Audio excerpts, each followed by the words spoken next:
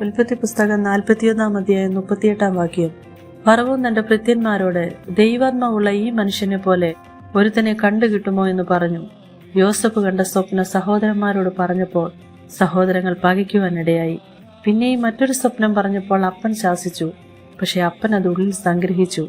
ബാല്യത്തിൽ തന്നെ യോസഫിന്റെ കൂടെ ദൈവമുണ്ടായിരുന്നു.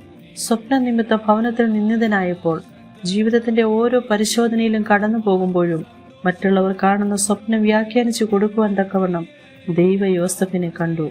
യോസഫിന്റെ സ്വപ്നം സഹോദരങ്ങൾക്ക് തിരിച്ചറിയാതെ പോയപ്പോൾ, നീ ഞങ്ങളുടെ രാജാവാകുമോ, നീ ഞങ്ങളെ വാഴുമോ എന്ന് ചോദിച്ച് അധികം ദ്വേഷിച്ചപ്പോൾ ഫറവോ രാജാവിന്റെ മുൻപിൽ നിർത്തി രാജാവ് കണ്ട സ്വപ്നത്തെ വ്യാഖ്യാനിക്കുകയും ആ നാവിൽ നിന്ന് ദൈവാത്മാവുള്ള മനുഷ്യനെന്ന് പറയുകയും മിസ്രയീം ദേശത്തിന്റെ മേലധികാരിയാക്കുവാനും ഇടയായി. ദൈവത്തിന്റെ ആത്മാവുള്ള ഒരു വ്യക്തിയെ ആർക്കും തടയുവാൻ കഴിയുകയില്ല. ദൈവം മാനിച്ച് പുറത്തു കൊണ്ടുവരിക തന്നെ ചെയ്യും. നമ്മെ കാണുന്നവർ, ഇവർ ക്രിസ്തുവിനുള്ളവർ, നമ്മോടുകൂടെ ദൈവം വസിക്കുന്നു, ഇവർ തനിച്ചു പാർക്കുന്ന ജനമെന്നും ജാതികളുടെ കൂട്ടത്തിൽ എണ്ണപ്പെടുന്നില്ല എന്നും പറയാനാകുമോ?